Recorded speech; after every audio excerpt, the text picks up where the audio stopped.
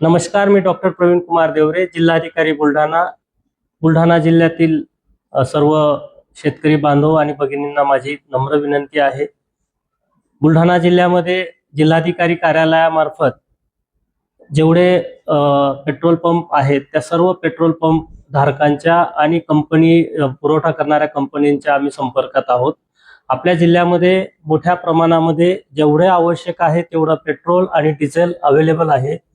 कालच आम्ही माननीय पालकमंत्री महोदयांच्या मार्गदर्शनाखाली एक प्रेस नोट इश्यू केली होती.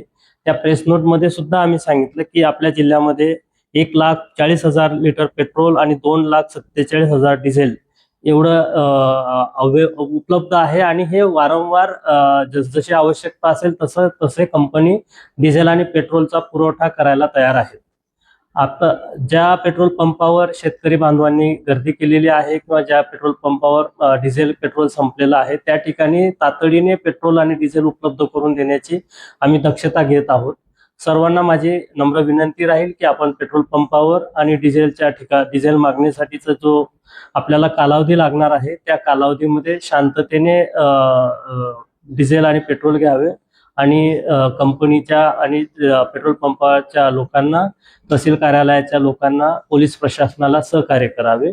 डिझेल आणि पेट्रोलची आपल्याकडे कमतरता नाही, त्यामुळे डिझेल आणि पेट्रोलची कमतरता असल्याचा गैरसमजामुळे आपण त्या ठिकाणी मोठ्या प्रमाणामध्ये आवश्यकतेपेक्षा जास्त पेट्रोल आणि डिझेलची मागणी करत असतात. तर त्यावेळेला थोडीसं बाचाबाची होते किंवा आपली नाराजी होते, हे मी समजू शकतो.